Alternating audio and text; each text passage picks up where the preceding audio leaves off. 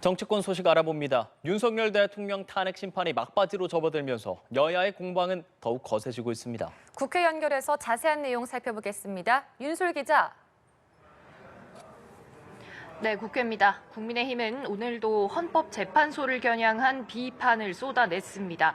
권성동 원내대표는 원내대책회의에서 헌재는 피의자가 인정하지 않으면 피의자 신문조서를 형사재판의 증거로 쓸 수 없다는 이 형사소송법 규정을 따르지 않겠다고 선언했다면서 헌법재판관 임의로 법을 해석하고 인권을 유린하면 법치가 아니라 문영배 헌법재판소장 권한대행의 인치라고 지적했습니다. 권 원내대표는 또 한덕수 총리의 탄핵 심판 역시 헌재가 신속하게 결정을 내려야 한다고 촉구했습니다. 이어 헌법재판소를 항의 방문하기도 했습니다.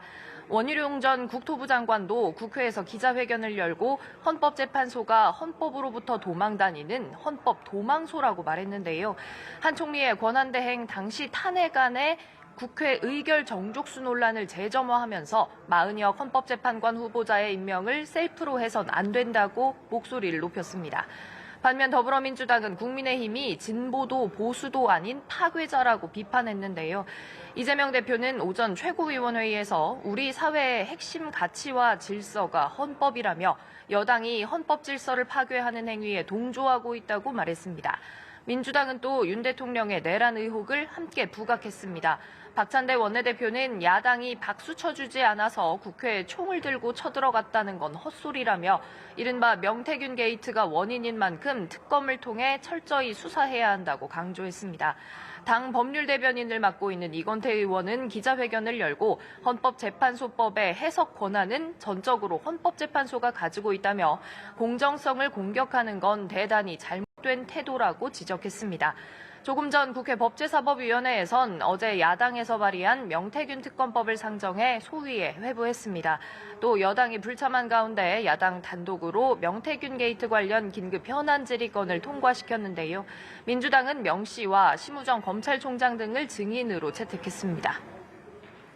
한편 사회적으로 큰 충격을 안긴 대전 초등학생 사망 사건과 관련해서 여야는 고인을 추모하는 동시에 재발 방지에 힘쓰겠다고 강조했죠. 네, 그렇습니다. 여야 모두 애도를 표하면서 재발 방지 대책을 강조했습니다.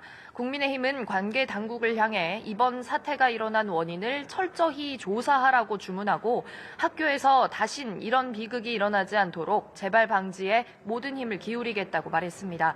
민주당은 경찰의 철저한 수사를 통해 진상을 밝히는 것도 필요하지만 학교 당국과 교육청의 대응에 문제가 없었는지, 제도적 허점이 없었는지도 따지고 보완해야 한다고 강조했습니다.